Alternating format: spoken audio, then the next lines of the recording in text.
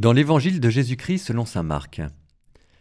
Ce jour-là, le soir venu, Jésus dit à ses disciples : « Passons sur l'autre rive. » Quittant la foule, ils emmenèrent Jésus comme il était dans la barque et d'autres barques l'accompagnaient. Survient une violente tempête. Les vagues se jetaient sur la barque si bien que déjà elle se remplissait. Lui dormait sur le coussin à l'arrière. Les disciples le réveillent et lui disent : « Maître, nous sommes perdus, cela ne te fait rien ?» Réveillé, il menaça le vent et dit à la mer : « Silence, tais-toi !» Le vent tomba, il se fit un grand calme. Jésus leur dit : « Pourquoi êtes-vous si craintifs ? N'avez-vous pas encore la foi ?»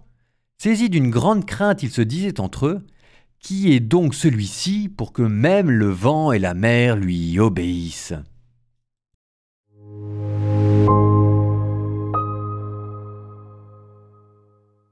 Lui dormait à l'arrière de la barque.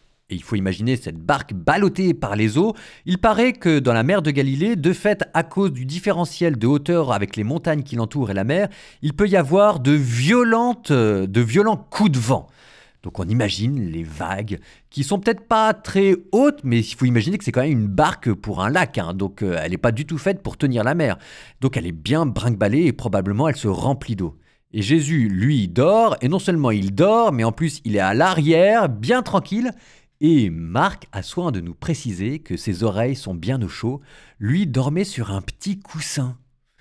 Il dormait sur un petit coussin. Mais Jésus prit en flagrant délit de mensonge. Parce que quand même, alors là on est dans Marc.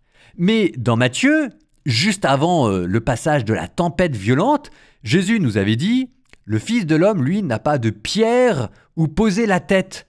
Il n'a pas de pierre où poser la tête. Et voilà maintenant qu'il a un petit coussin, bien tranquille, à lui, alors qu'on est au milieu de la tempête. Ça veut dire quoi, ça ? Eh bien, ça veut dire que les disciples aimaient leur maître. Ça veut dire que les 12 apôtres prenaient soin de Jésus qu'ils bichonnaient.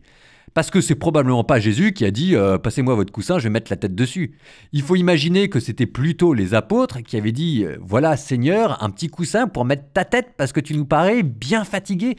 Il faut que tu te reposes, t'as des cernes, t'arrêtes pas de bosser et si jamais tu continues comme ça, tu vas te cramer, tu vas nous faire un burn-out. Donc il y a Marie-Madeleine qui t'a préparé à manger et nous on t'a mis ton petit coussin. » Et il faut imaginer derrière que Jésus en fait, il avait refusé. Parce que c'est Jésus, quoi. Que Jésus, il pense d'abord aux autres. Et donc, en fait, il faut imaginer que les apôtres ensuite avaient continué. Mais si, tu nous inquiètes, tu nous fais peur. Prends ton petit coussin, va dormir à l'arrière, on s'occupe de tout. Et il faut imaginer ensuite que Jésus avait accepté, non pas en pensant pour lui-même, mais pour honorer la charité de ses apôtres. Bon, tout cela est très beau, sauf que tout cela n'a pas tenu très longtemps. Parce que dès qu'il y a eu le moindre coup de vent, adieu le coussin. Adieu les petits fours de Marie-Madeleine, adieu la fatigue de Jésus, et voilà que je te le réveille. Il faut imaginer que quand les disciples réveillent Jésus, là pour le coup, ils y surpalaient avec le dos de la cuillère, qu'ils ont dû le prendre, ils disent « Wow, réveille-toi !» Bref, tout cela pour vous dire que quand on regarde bien les évangiles et qu'on se refait l'histoire dans sa tête, tout cela a énormément de charme. Et j'espère que ce petit commentaire vous aura rendu et Jésus et ses apôtres un peu plus sympathiques, et les trouvant plus sympathiques, que ça vous incite à suivre davantage Jésus.